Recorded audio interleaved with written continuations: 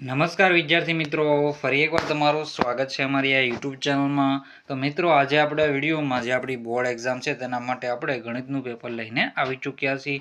IMP paper છે, solution તમારે કરવાનું રહેશે, છેલ્લું રિવિઝન છે મિત્રો, અગત્યના ક્વેશ્ચન છે, સાહિત્ય તમારે પૂરેપૂરું પેપર સોલ્યુશન જોવાનું રહેશે. ચેનલમાં નવા હો તો ચેનલને સબસ્ક્રાઇબ કરવાનું ભૂલતા નહીં, બેલ આઇકન પણ દબાવી દેજો.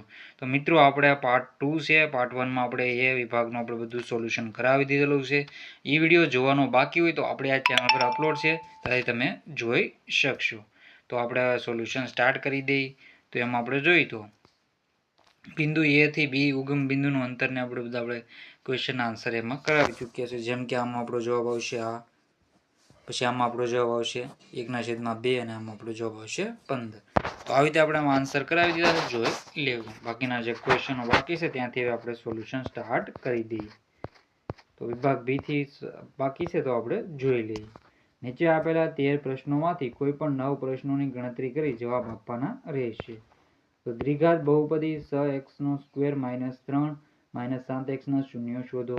દ્વિઘાત બહુપદીના શૂન્યોનો સરવાળો અને શૂન્યોનો ગુણાકાર અનુક્રમે x/4 અને -1 હોય તો તેવી દ્વિઘાત બહુપદી મેળવો.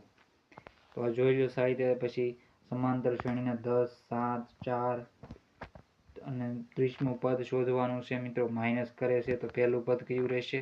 પહેલું પદ રહેશે 10, પછી n-1 અને પછી ડી. ડિફરન્સ કેટલો છે? 3નો રહેશે. સમાંતર શ્રેણી 2, 7 તો 5, 5 ના 10 પદો સુધીનો સરવાળો કરવાનો રહેશે. તો શું જવાબ આવશે એ તમારે કરવાનું રહેશે. તો આપણે એના સોલ્યુશન આવે છે, હું તમને સાહિત્ય કરાવી દઉં છું. તો એમાં જોઈ તો આ દ્વિઘાત સમીકરણનો ઉકેલ છે. સાહિત્યનો જવાબ જોઈ લો.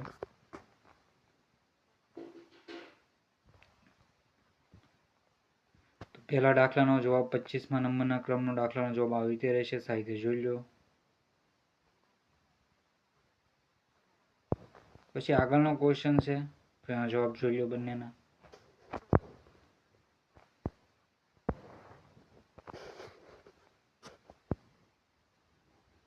તો સાહિત્ય તમારે પોઝ કરીને આ વાંચી લેવાનું રહેશે. પછી સમાંતર શ્રેણી વિશેનું છે. જો 10, 7, 4 તો an બરાબર a પ્લસ n-1 અને ડી તો a બરાબર 30. 30મું પદ શોધવાનું છે ને, તો 30. તો 10 છે એ પહેલું પદ, a બરાબર પહેલું પદ છે અહીં આપેલું છે 10 છે. પછી ડિફરન્સ છે મિત્રો કેટલો રહેશે? 10 - 3નો રહેશે. 30 - 1 - 3 તો 10 + 29 - 3 તેમ 29 × 87 થશે. -10 તો જવાબ આવશે -77. આમાં આપણો જવાબ રહેશે. પછી આમાં પણ એવી રીતે તમારે સરવાળો શોધવાનો છે. તો એનું સૂત્ર થશે SN બરાબર n/2 2a + n-1 ને ડી. એનું આપણો આના સરવાળા માટેનું સૂત્ર થશે n/2 2a + n-1 ડી. તો 10/2 4 + 10-1 ને એમાં જવાબ આપણો આવશે 245. એમાં જવાબ હશે. આપેલ સમાંતર શ્રેણીના પ્રથમ 10 પદોનો સરવાળો 245 થાય છે. એનું સૂત્ર શું છે? યાદ રાખવું, n/2 2a + n-1 અને ડી. તો આનું સૂત્ર થશે. પછી છે ધારો કે એ કૌંસમાં -5 અને 7 અને બી -1 અને 3 આપેલ હોય તો એ તમારે જવાબ કરવાનો રહેશે. આપેલ બિંદુઓ વચ્ચેનું અંતર 4√2 છે. તો આનો જવાબ સાહિત્ય તમારે જોઈ લેવાનો રહેશે. એબીના મધ્ય બિંદુના યામ x1 + x2/2 y1 + y2/2. તેનો જવાબ સાહિત્ય જોઈ લો તમે. પછી છે કાટકોણ ત્રિકોણ એબીસી લઈએ જેમાં ખૂણો બી બરાબર 90° હોય અને ખૂણો સી બરાબર θ હોય. તો આનો જવાબ પણ સાહિત્ય તમારે પોઝ કરીને વાંચી લેવાનો રહેશે. તો બધા ક્વેશ્ચનના આન્સર તમે સાહિત્ય જોઈ લો.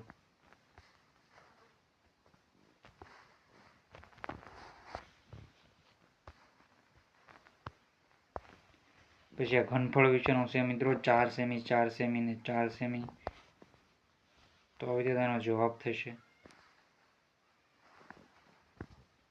પછી આપણે નળાકાર વિશેનું છે. તો નળાકારની ત્રિજ્યા r બરાબર 7 સેમી, h બરાબર ઊંચાઈ છે.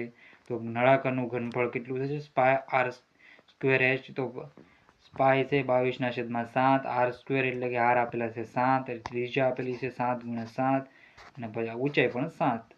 એમાં જવાબ આવશે મિત્રો કેટલો થશે? 22 × 49, 7 7 તો ઉડી જશે. એમાં જવાબ આવશે 1078 સેમી ઘન છે. એમાં આપણો જવાબ રહેશે. બાકીના દાખલા પણ સાઈડે જોઈ લો. પછી છે વિભાગ સી. નીચે આપેલા 9 પ્રશ્નોમાંથી કોઈ પણ 6 પ્રશ્નોની ગણતરી કરી જવાબ તમારે કરવાના રહેશે. તો પેલા પ્રશ્નો છે સાઈડે જોઈ લો. તો બાકીના બધા ક્વેશ્ચનો ધીરે ધીરે સ્ક્રોલ કરું છું, તમે સાહિત્યના જવાબ જોઈ લેજો.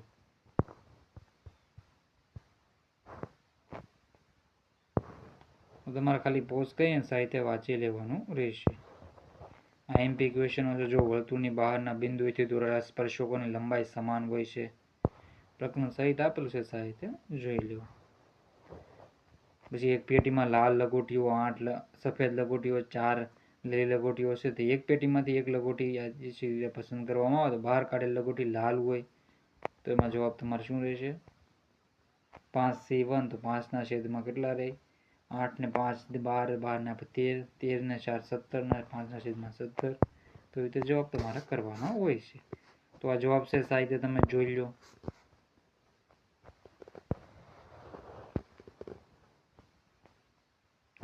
હું ધીરે સ્ક્રોલ કરું છું, તમે બધા ક્વેશ્ચનના આન્સર જોઈ લેજો. પોઝ કરીને એટલે ચોંટાડીને તમારે જોઈ લેવું. જો આવી રીતે 40માં નંબરનો છે તો ઊભું રાખીને જોઈ લેવું.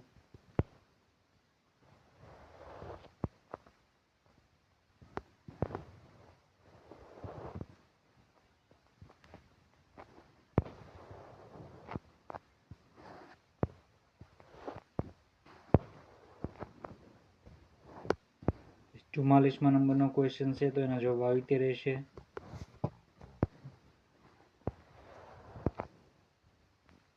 પિસ્તાલીસમાં નંબરનો ક્વેશ્ચનનો જવાબ આવી રીતે રહેશે. પછી આ પેટીમાં રહેલા ગોઠીઓની કુલ સંખ્યા વિશેનો જવાબ આવી રીતે રહેશે. તમે સાહિત્ય જોઈ શકો છો.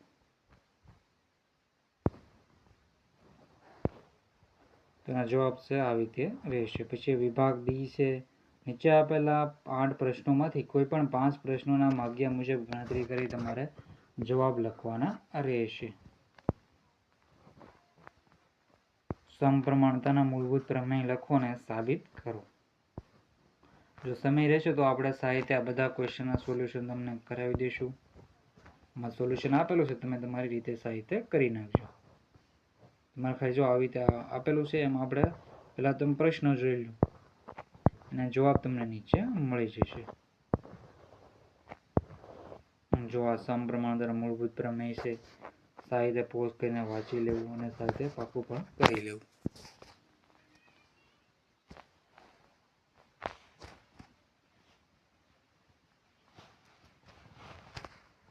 આઈએમપી છે, સાહિત્ય જોઈ લેજો. પછી આગળનો ક્વેશ્ચન છે એ પણ જોઈ લો.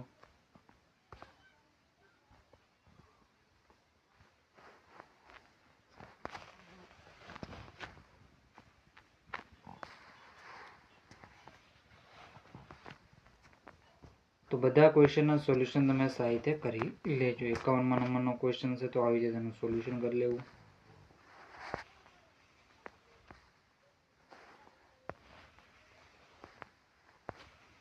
સરખી રીતે છીપેલા પત્તામાંથી એક પત્તું લેવાના પ્રયોગમાં કુલ પરિણામોની સંખ્યા. તો આપણે જોઈએ તો લાલ રંગનો રાજા મળે. તો લાલ રંગનો રાજા મિત્રો કેટલા 2 મળે. તો 2/છેદમાં આપણે જોઈએ તો 52, તો 1/26. પછી મુખ મુદ્રાવાળા પન્ના મળે. તો 12/52, તો 4 તેરી 12 અને 13 4 12, તો 3/13. તો આવી રીતે તમારે જવાબ કરવાના રહેશે. પછી કાળીનું પત્તું હોય તો કાળીના પત્તા મિત્રો 13 છે. તો 13/52, તેમાં આપણો જવાબ આવશે 1/4.